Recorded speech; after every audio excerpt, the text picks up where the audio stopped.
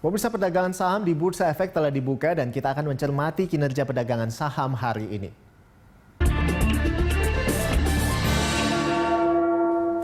Ya, dan untuk mengetahui pergerakan saham hari ini, kita akan membahasnya bersama dengan analis Bahana Sekuritas, Muhammad Wafi. Selamat pagi, Mas Wafi. Selamat pagi Mas Rolando. Iya, baik. Nah, IHSG ini kemarin kan ditutup menguat begitu ya, dan pagi ini juga dibuka di zona hijau ya, tadi menguat sekitar 0,23% begitu ya. Nah, ini apakah vaksin Pfizer ini masih jadi pendorong IHSG, Mas? Iya, memang itu salah satu sentimen positifnya ya dari sekian banyak sentimen positifnya. Saya melihat semestanya cukup mendukung ini ya untuk penguatan IHSG selama satu pekan terakhir ini ya. Dan kalau kita lihat memang sentimen positifnya yang pertama dari perkembangan vaksin yang dari Pfizer, kemudian yang kedua adalah US election sudah selesai. Jadi kalau saya lihat memang uncertainty atau predictability dari pasar itulah sebenarnya yang dicari oleh investor. Makanya kalau kita lihat dari Senin sampai dengan saat ini asing konsisten terus membukukan net buy, bahkan kemarin sempat net buy tertinggi ya, sempat di atas 1 triliun. Baik.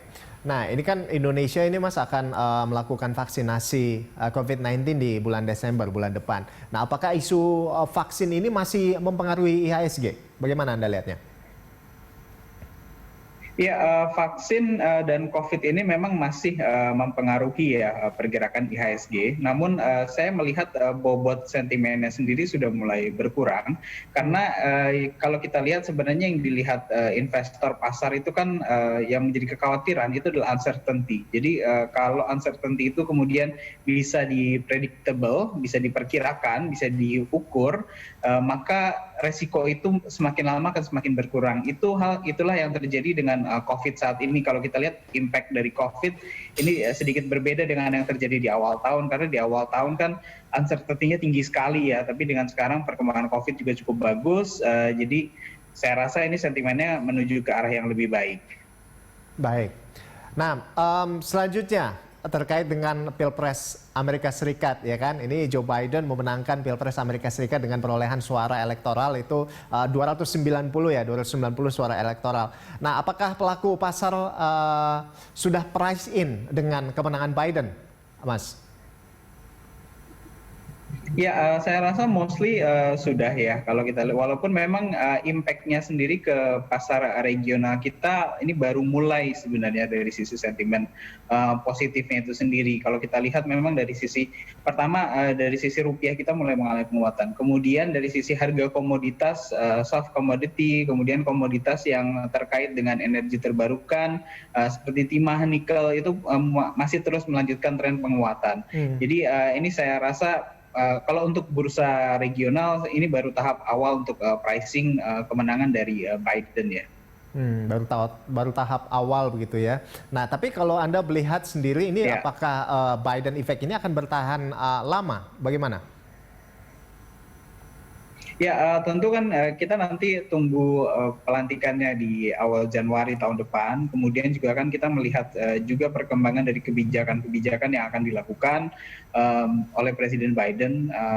Bagaimana nanti kebijakan tersebut akan mempengaruhi situasi geopolitikal baik tidak hanya di dunia tapi juga terutama di Asia, dan itu nanti akan mempengaruhi baik itu perkembangan harga komoditas, kemudian dari sisi strategi investasi investor global, yaitu yang akan mempengaruhi apakah nanti akan tetap ada pertumbuhan dari net foreign investment ke Indonesia.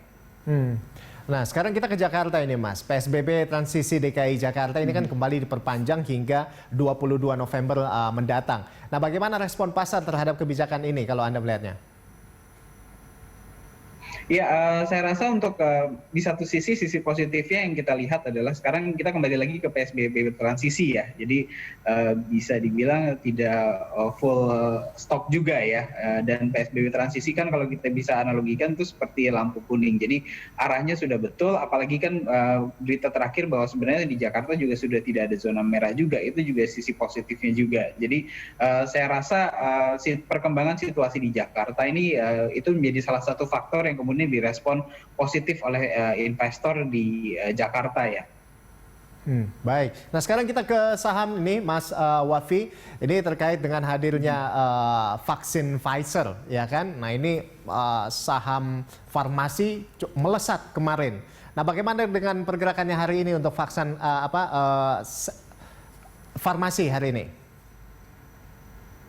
Ya, untuk emiten farmasi sebenarnya dari sisi potensi sebenarnya masih ada ya. Karena kalau kita lihat kan memang perkembangan vaksin tidak hanya Pfizer tapi juga macam-macam sekali produsen vaksin ini kan sedang dalam tahap pengembangan dan masing-masing mengklaim ada progres yang signifikan sekali gitu ya. Mungkin terakhir ada sedikit pullback mungkin dari yang Brazil, tapi saya rasa kalau untuk yang lain ini sepertinya masih cukup positif. Jadi saya melihat ini menjadi peluang dan potensi juga bagi para emiten farmasi terutama di Indonesia karena masing-masing emiten kan memiliki partner dengan produsen vaksinnya masing-masing ya. Ya. Nah baik, terakhir ini Mas, dari Anda rekomendasi saham apa Mas? Ya, melihat tren investor asing yang mulai masuk kembali ke pasar modal Indonesia, saya lebih memilih untuk menyarankan untuk saham-saham yang blue chip dan berkapitalisasi pasar besar, seperti perbankan menjadi salah satu pilihan. Dari perbankan itu ada 4 bank besar yang bisa dipilih seperti BCA, BRI, Mandiri, dan BNI. Kemudian dari saham yang big caps dengan valuasi yang masih cukup rendah itu seperti Telkom, kemudian masih ada Astra International juga dan United Tractor dari saham komoditas yang bisa diperhatikan. Kemudian untuk saham consumer ini memang ada sedikit sentimen negatif ya dari rebalancing dari MSCI seperti Sampurna yang kemudian terkena aksi jual hari ini. Namun kalau kita melihat outlook-nya ke depan, kalau kita bicara multi years, sebenarnya outlook dari sektor consumer terutama tobacco ini kan sebenarnya masih cukup positif ya. Jadi untuk posisi seperti Sampurna dan Gudang Garam itu bisa wait and see, melakukan strategi buy on weakness, menunggu level-level penurunan yang sedikit lebih rendah lagi. Baik. Jadi itu untuk saat ini memang fokusnya di big caps dan blue chip. Oke, baik. Terima kasih banyak Mas Wafi atas informasinya dan selamat bertugas kembali Mas ya. Ya, pemirsa demikian tadi analis Bahana Sekuritas Muhammad Wafi.